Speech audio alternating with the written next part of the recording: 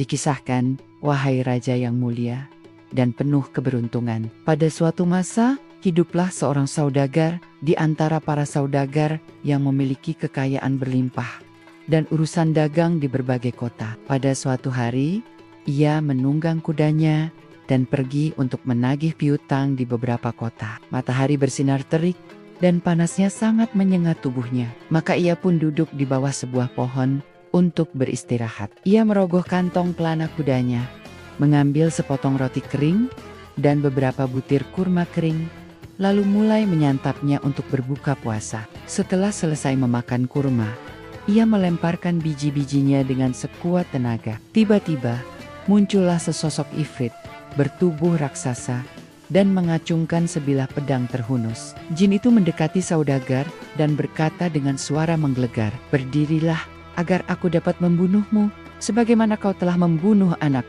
Saudagar itu bertanya, "Bagaimana bisa aku membunuh anakmu?" Jin itu menjawab, "Ketika kau memakan kurma dan melemparkan biji-bijinya, biji-biji itu tepat mengenai dada anakku yang sedang berjalan, sehingga ia langsung mati." Saudagar itu berseru, "Sesungguhnya dari Tuhan kita berasal dan kepada Tuhan kita kembali. Tiada daya dan upaya kecuali dengan pertolongan Tuhan yang Maha Mulia, yang Maha Agung. Jika aku membunuh anakmu, aku membunuhnya secara tidak sengaja. Aku mohon, ampunilah aku." Namun jin itu membalas, "Tidak ada jalan lain, aku harus membunuhmu." Maka jin itu pun meraih saudagar tersebut, menyeretnya dan membantingnya ke tanah, lalu mengangkat pedangnya untuk menebas. Saudagar itu pun menangis dan berkata, "Aku menyerahkan urusanku kepada Tuhan." Dan ia mulai melafalkan bait-bait syair ini. Waktu mengandung 2 hari, ini keberkahan itu bencana, dan hidup memiliki 2 sisi. Ini kebahagiaan, itu kesengsaraan. Tidakkah kau lihat saat badai bertiup kencang dan menerpa kuat, hanya raksasa hutan yang merasakan penderitaan dari tekanan itu, namun hanya yang berbuah yang mengeluh karena dilempari batu. Berapa banyak pohon yang dibesarkan bumi, dari yang kering hingga yang hijau. Tidakkah kau lihat bagaimana mayat-mayat mengapung di permukaan air, sementara mutiara berharga tersembunyi di kedalaman samudra? Di surga tak terhitung banyaknya bintang, namun tak ada bintang selain matahari dan bulan yang tak pernah gerhana. Kau menilai baik hari-hari saat perjalananmu lancar dan baik, dan tak menghitung rasa sakit dan penderitaan yang selalu diincar takdir. Malam telah menjagamu aman, dan keamanan membawamu bangga. Tapi kebahagiaan dan berkah malam adalah pembawa bencana. Ketika saudagar itu selesai melafalkan syair-syairnya, jin itu berkata kepadanya, "Pendekkan kata-katamu. Demi Tuhan, aku harus membunuhmu." Namun saudagar itu berbicara kepadanya demikian, "Ketahuilah, wahai Ifrit, bahwa aku memiliki banyak utang yang harus ditagih, harta benda, anak-anak, istri, dan banyak amanah yang harus diselesaikan. Maka izinkan aku pulang ke rumah dan melunasi semua hak setiap penuntut. Dan aku akan kembali kepadamu pada awal tahun baru. Tuhan menjadi saksi dan jaminanku bahwa aku akan kembali kepadamu. Setelah itu kau boleh melakukan padaku sesukamu. Dan Tuhan adalah saksi atas apa yang aku katakan."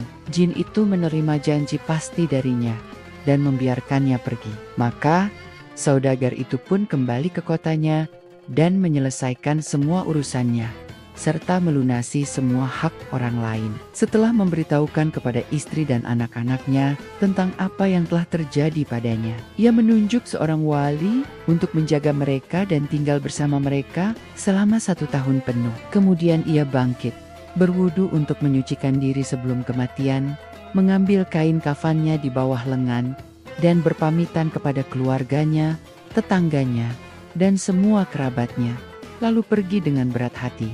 Mereka pun mulai menangis dan meratap, serta memukul-mukul dada mereka karena kepergiannya. Namun saudagar itu terus berjalan hingga tiba di taman yang sama, dan hari kedatangannya adalah awal tahun baru.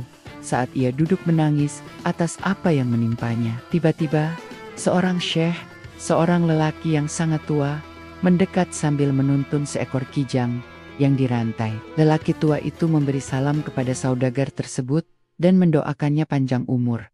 lalu berkata, "Apa sebabnya kau duduk di tempat ini sendirian? Padahal ini adalah sarang roh-roh jahat." Saudagar itu menceritakan kepadanya apa yang telah terjadi dengan Ifrit. Dan lelaki tua pemilik kijang itu pun terheran-heran dan berkata, "Demi Tuhan, wahai saudaraku, imanmu tiada lain adalah iman yang luar biasa, dan ceritamu sungguh aneh. Jika diukir dengan pahat di sudut mata, itu akan menjadi peringatan bagi siapapun yang ingin diperingatkan."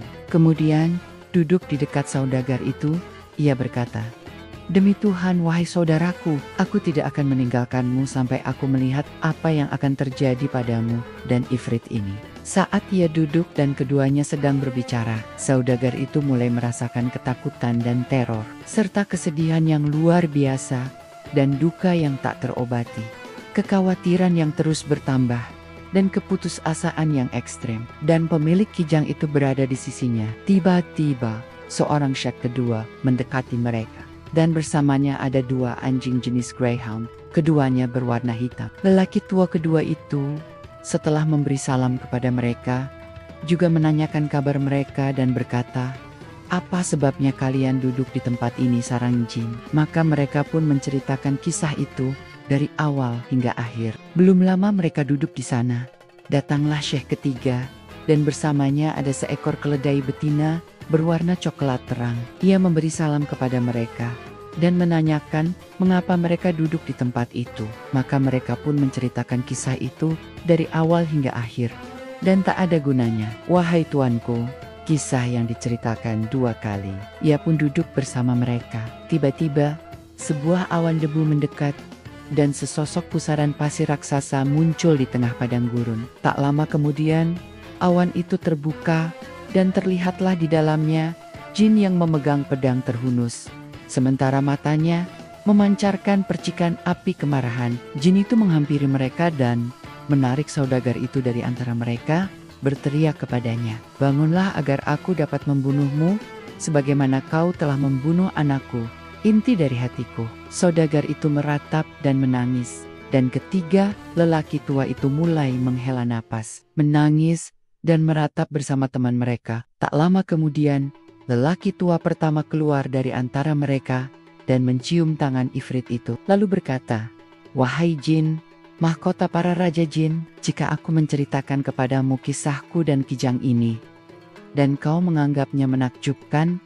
maukah kau memberiku 1/3 bagian dari darah saudagar ini?" Jin itu pun berkata, "Baiklah wahai syekh, jika kau menceritakan kisah ini kepadaku, dan aku menganggapnya menakjubkan, maka aku akan memberimu 1/3 darahnya." Maka lelaki tua itu pun mulai bercerita, "Ketahuilah, wahai jin, bahwa kijang ini adalah putri dari paman ayahku, darah dagingku sendiri. Aku menikahinya ketika ia masih muda, dan aku hidup bersamanya hampir 30 tahun.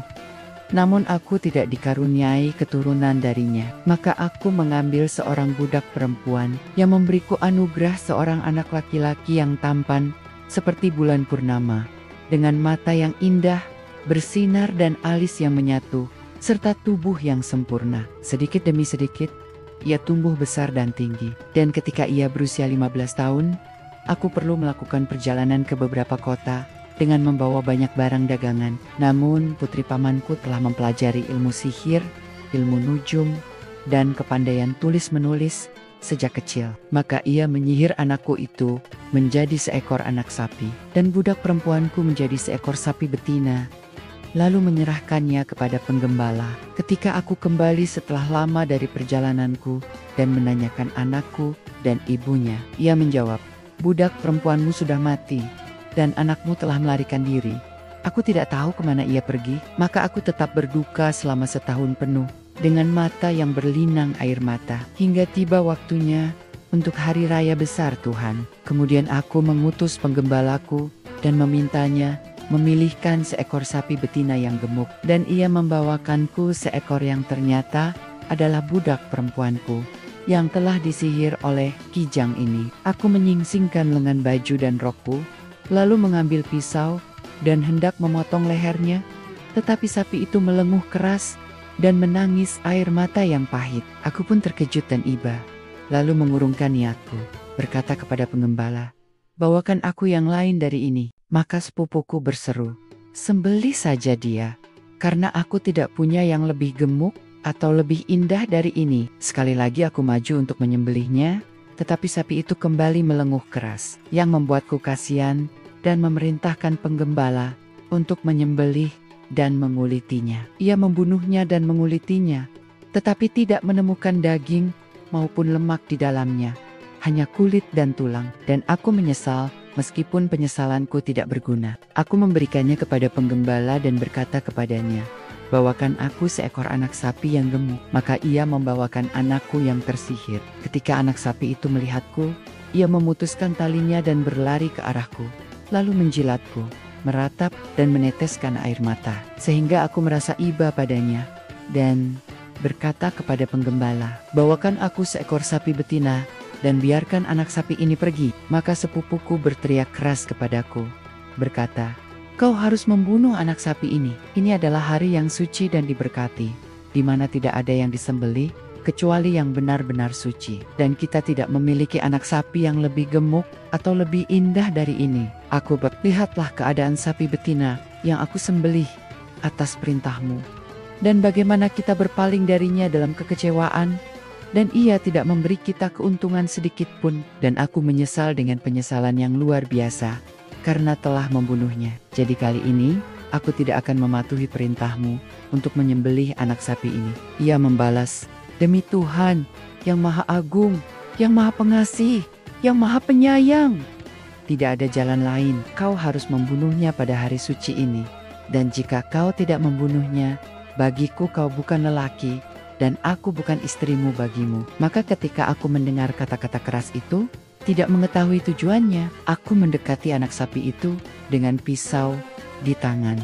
Dan Syahrazad menyadari fajar telah menyingsing dan berhenti menceritakan kisahnya yang diizinkan. Kemudian saudari perempuannya berkata kepadanya, "Betapa indah ceritamu, betapa menyenangkan, betapa manis, dan betapa berkesan." Dan Syahrazad menjawab, "Apa artinya ini dibandingkan dengan yang bisa aku ceritakan padamu di malam yang akan datang? Jika aku hidup dan raja mau membiarkanku?" Maka raja berkata dalam hatinya, "Demi Tuhan, aku tidak akan membunuhnya sampai aku mendengar sisa ceritanya." Maka mereka tidur di sisa malam itu dalam pelukan hingga fajar sepenuhnya tiba. Kemudian raja pergi ke balai audiensnya, dan wazir datang bersama kain kafan putrinya di bawah lengan. Raja mengeluarkan perintahnya, menaikkan jabatan ini dan menurunkan itu hingga akhir hari. Dan ia tidak mengatakan sedikit pun kepada wazir tentang apa yang telah terjadi.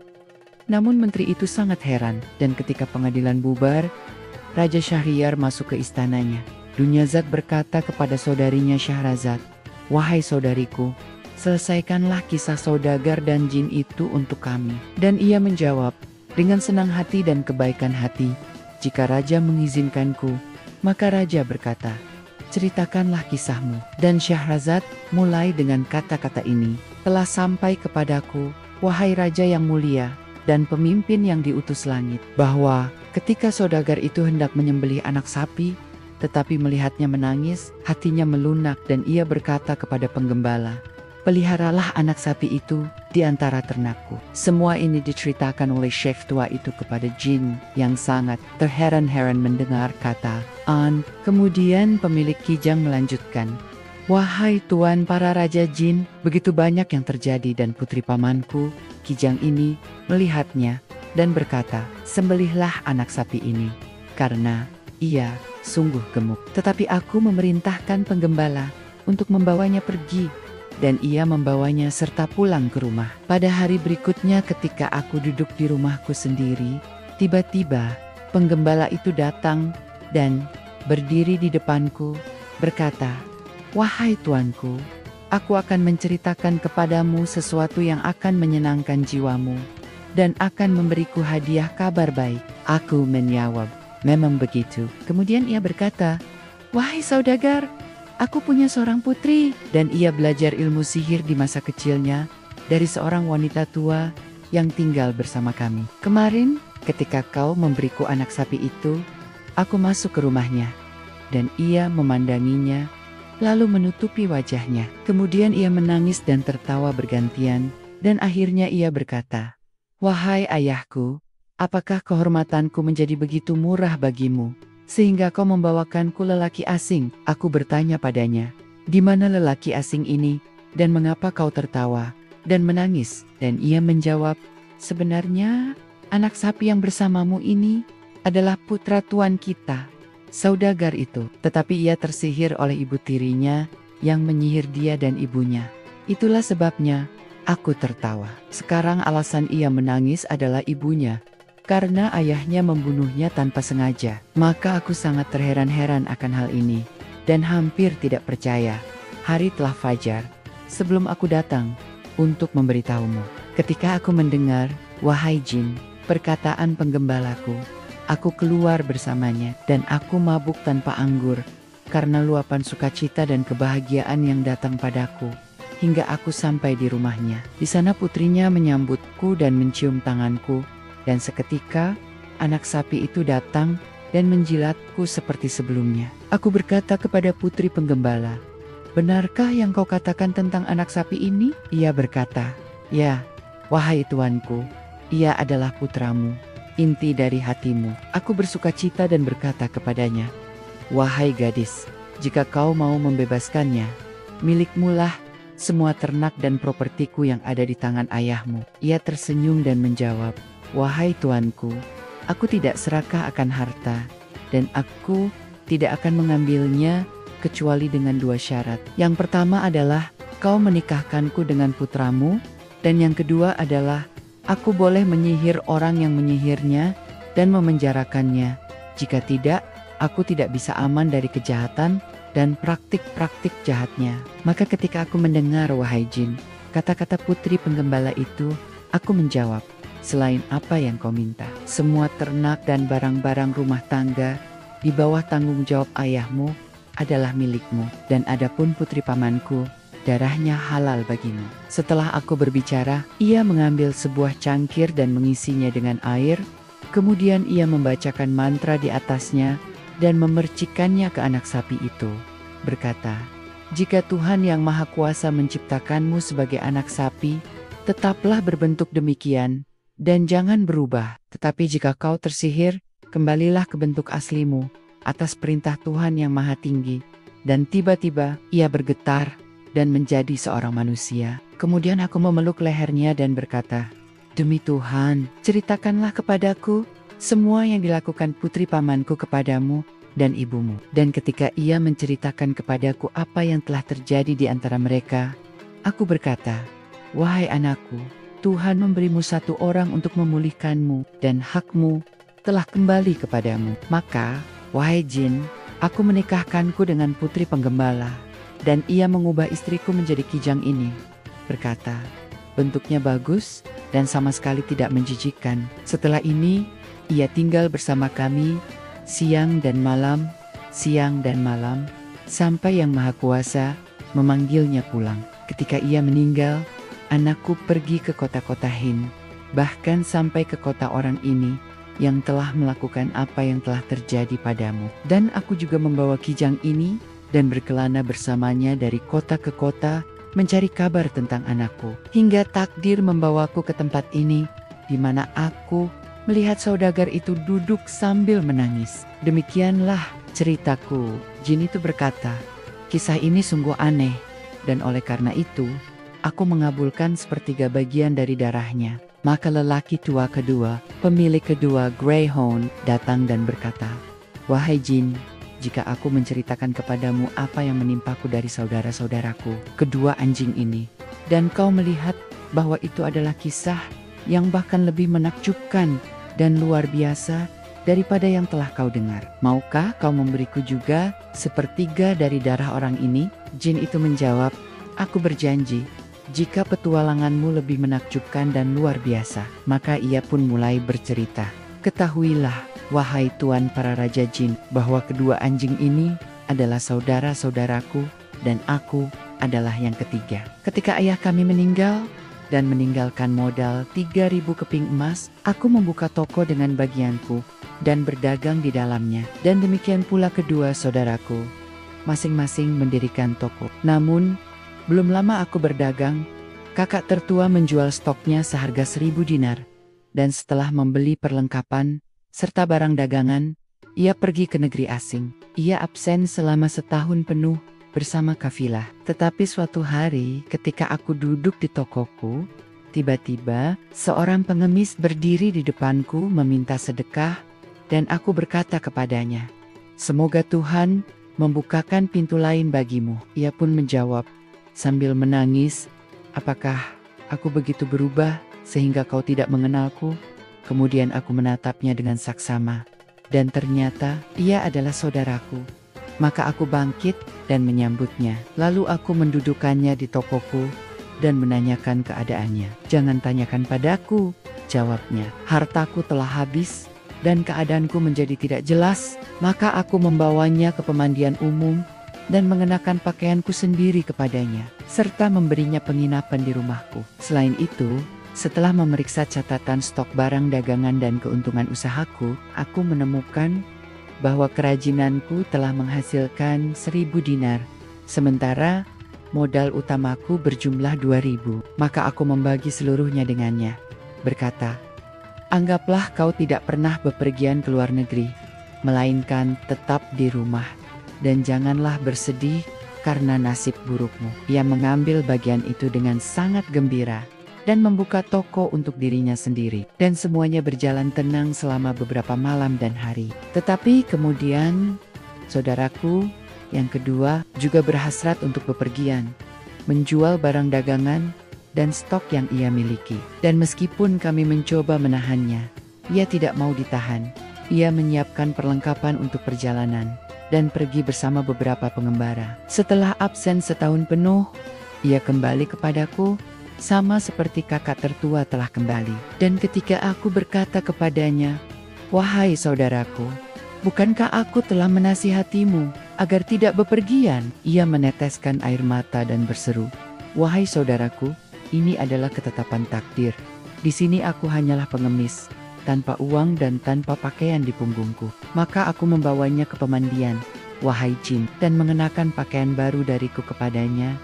Aku pergi bersamanya ke tokoku dan menyajikan makanan dan minuman. Selanjutnya aku berkata kepadanya, "Wahai saudaraku, aku terbiasa menghitung keuntungan tokoku setiap awal tahun, dan apapun yang aku temukan sebagai kelebihan adalah antara aku dan kau." Maka aku pun, wahai Ifrit, mulai menyeimbangkan keuangan dan menemukan keuntungan 2.000 dinar. Aku memuji Sang Pencipta dan menyerahkan separuh kepada saudaraku, sementara aku menyimpan separuh lainnya. Setelah itu ia sibuk membuka toko, dan demikianlah kami tinggal selama beberapa hari. Setelah beberapa waktu, saudara-saudaraku mulai mendesakku untuk bepergian bersama mereka. Tetapi aku menolak, berkata, "Apa yang kalian dapatkan dari perjalanan kalian, sehingga aku juga akan mendapatkannya." Karena aku tidak mau mendengarkan mereka, kami kembali masing-masing ke toko kami, di mana kami berdagang seperti sebelumnya. Mereka terus mendesakku untuk bepergian selama setahun penuh. Tetapi aku menolak melakukannya hingga 6 tahun penuh berlalu. Barulah aku menyetujuinya dengan kata-kata ini, "Wahai saudara-saudaraku, ini aku, teman perjalanan kalian. Sekarang biarkan aku melihat berapa uang yang kalian miliki." Namun, aku menemukan bahwa mereka tidak memiliki 1 sen pun. Setelah menghabiskan harta mereka untuk makanan dan minuman mewah, serta kesenangan duniawi. Namun aku tidak mengucapkan sepatah kata pun celaan. Jauh dari itu, aku memeriksa catatan tokoku sekali lagi, dan menjual barang dagangan, serta stok yang kumiliki. Dan menemukan diriku memiliki 6.000 keping emas. Aku dengan gembira membagi jumlah itu menjadi 2 bagian. Berkata kepada saudara-saudaraku, 3.000 keping emas ini adalah untukku dan untuk kalian berdagang. Menambahkan, "Mari kita kubur separuh lainnya di bawah tanah, agar dapat berguna jika terjadi sesuatu yang buruk pada kita masing-masing. Masing akan mengambil 1.000 untuk membuka toko." Keduanya menjawab, "Perhitunganmu benar." Dan aku memberikan kepada masing-masing 1.000 keping emasnya, menyimpan jumlah yang sama untuk diriku sendiri, yaitu 1.000 dinar. Kami kemudian menyiapkan barang dagangan yang sesuai dan menyewa kapal. Dan setelah memuat barang dagangan kami melanjutkan perjalanan hari demi hari. Selama sebulan penuh, setelah itu kami tiba di sebuah kota di mana kami menjual usaha kami. Dan untuk setiap keping emas, kami mendapatkan 10. Dan ketika kami kembali melanjutkan perjalanan, kami menemukan di tepi laut seorang gadis berpakaian usang dan compang-camping. Dan ia mencium tanganku dan berkata, "Wahai tuanku, apakah ada kebaikan dan amal dalam dirimu? Aku bisa memberimu balasan yang setimpal." Aku menjawab, "Memang begitu, sungguh dalam diriku ada kebajikan dan perbuatan baik, meskipun kau tidak memberiku balasan." Kemudian ia berkata, "Nikahilah aku, wahai tuanku, dan bawalah aku ke kotamu, karena aku telah menyerahkan diriku kepadamu. Maka berbuat baiklah padaku, dan aku adalah dari mereka yang pantas menerima perbuatan baik dan amal. Aku akan memberimu balasan yang setimpal untuk ini, dan janganlah kau malu dengan keadaanku." Ketika aku mendengar kata-katanya, hatiku merindukannya sesuai dengan kehendak Tuhan, dan aku membawanya serta mengenakan pakaian kepadanya dan menyiapkan tempat istirahat yang nyaman di kapal, serta memperlakukannya dengan hormat. Maka kami berlayar, dan hatiku terikat padanya dengan keterikatan yang luar biasa. Dan aku tidak terpisah darinya siang maupun malam, dan aku lebih memperhatikannya daripada saudara-saudaraku. Kemudian mereka menjadi terasing dariku, dan menjadi cemburu akan kekayaanku dan banyaknya barang dagangan yang kumiliki. Dan mata mereka terbuka dengan serakah atas semua hartaku. Maka mereka berunding untuk membunuhku dan merebut hartaku, berkata, "Mari kita bunuh saudara kita, dan semua uangnya akan menjadi milik kita." Dan setan membuat perbuatan ini tampak indah di mata mereka. Jadi ketika mereka menemukanku sendirian, mereka berdua mengangkat kami dan melemparkan kami ke laut. Istriku terbangun terkejut dari tidurnya, dan seketika menjadi seorang ifritah. Ia mengangkatku dan membawaku ke sebuah pulau dan menghilang sebentar. Tetapi ia kembali di pagi hari dan berkata, "Ini aku, budak setiamu, yang telah memberimu balasan yang seharusnya, karena aku mengangkatmu di air dan menyelamatkanmu dari kematian atas perintah yang Maha Kuasa. Ketahuilah bahwa aku adalah seorang jiniah, dan ketika aku melihatmu, hatiku mencintaimu atas kehendak Tuhan, karena aku beriman kepada Tuhan dan Rasul-Nya. Maka aku datang kepadamu dalam keadaan seperti yang kau lihat, dan kau menikahiku. Dan lihat sekarang, aku telah menyelamatkanmu dari tenggelam. Tapi aku marah terhadap saudara-saudaramu, dan pastinya aku harus membunuh mereka." Ketika aku mendengar ceritanya, aku terkejut dan berterima kasih atas semua yang telah dilakukannya. Aku berkata, "Tetapi tentang membunuh saudara-saudaraku ini tidak boleh terjadi." Kemudian aku menceritakan kepadanya kisah tentang apa yang telah terjadi pada mereka dari awal kehidupan kami hingga akhir. Dan setelah mendengarnya, ia berkata, "Malam ini aku akan terbang sebagai burung di atas mereka dan akan menenggelamkan kapal mereka dan membunuh mereka." Aku berkata, "Demi Tuhan, jangan lakukan itu, karena pepatah mengatakan, 'Wahai kau yang berbuat baik kepada orang yang berbuat jahat, biarkan pelaku kejahatan dengan perbuatan jahatnya.' Lagi pula mereka masih saudara-saudaraku." Tetapi ia membalas, "Demi Tuhan, tidak ada jalan lain kecuali aku membunuh mereka." Aku merendahkan diri di hadapannya untuk pengampunan mereka, di mana ia mengangkatku dan terbang bersamaku, hingga akhirnya ia menurunkanku di atap rumahku sendiri.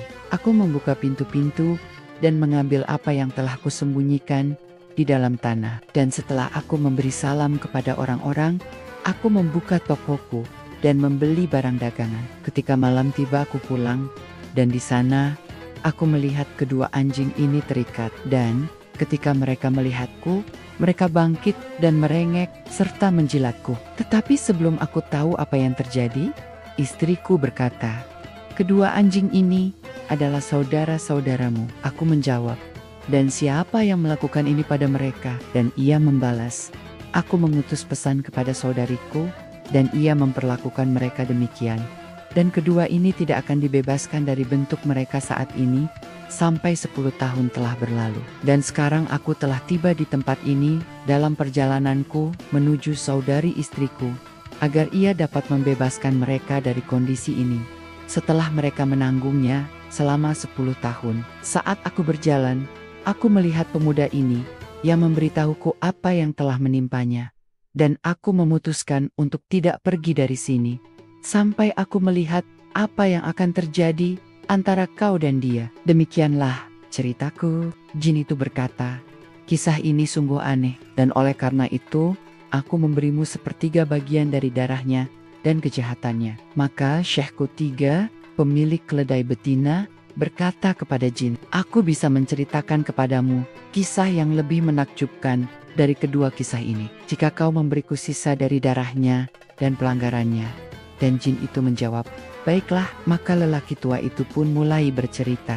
Ketahuilah, wahai Sultan dan kepala para jin, bahwa keledai ini adalah istriku. Pada suatu ketika, aku pergi dan absen selama setahun penuh. Dan ketika aku kembali dari perjalananku, aku datang kepadanya di malam hari dan melihat seorang budak hitam berbaring bersamanya di kasur, dan mereka sedang berbicara, bercumbu, tertawa, berciuman, dan bercanda. Ketika ia melihatku, ia bangkit dan datang tergesa-gesa kepadaku dengan sebuah kendi air dan menggumamkan mantra di atasnya.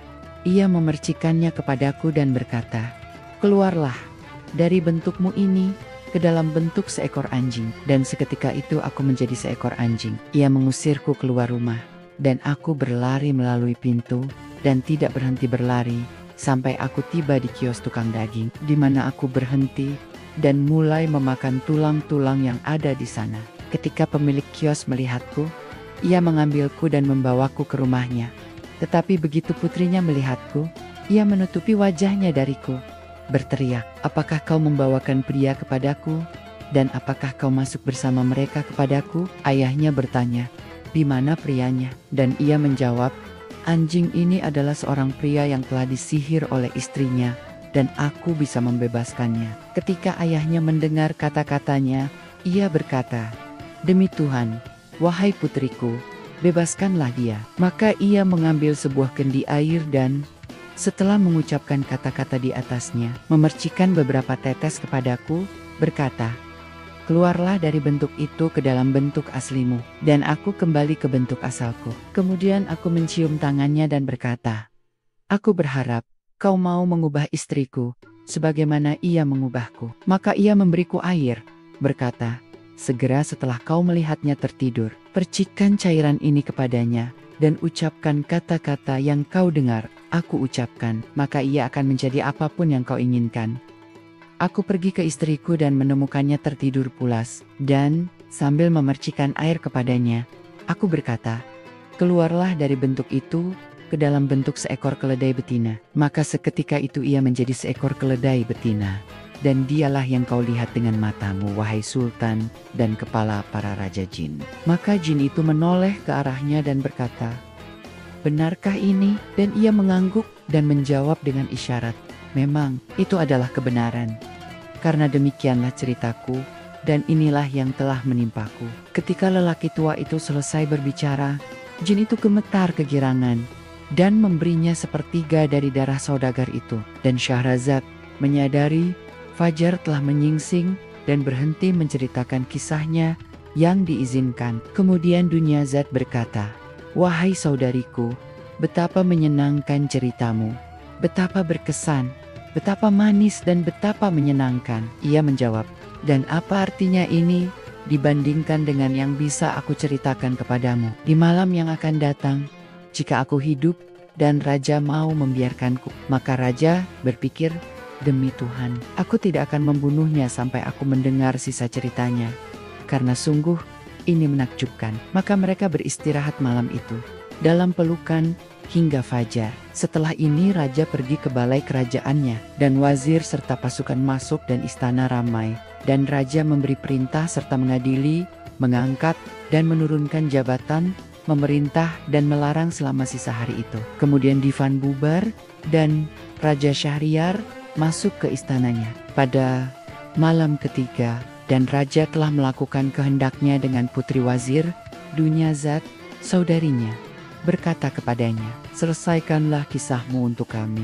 Dan ia menjawab dengan senang hati, telah sampai kepadaku, wahai Raja yang mulia, bahwa ketika lelaki tua ketiga menceritakan kisah kepada jin yang lebih menakjubkan dari dua kisah sebelumnya, jin itu sangat terheran-heran dan gemetar kegirangan, berseru, lihat, aku telah memberimu sisa hukuman saudagar itu, dan demi dirimu, aku telah membebaskannya. Maka saudagar itu memeluk para lelaki tua itu dan berterima kasih kepada mereka.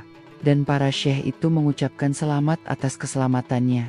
Dan masing-masing pergi ke kotanya sendiri. Namun kisah ini tidak lebih menakjubkan dari kisah nelayan. Raja bertanya, apa kisah nelayan itu? Dan ia menjawab dengan menceritakan kisah tentang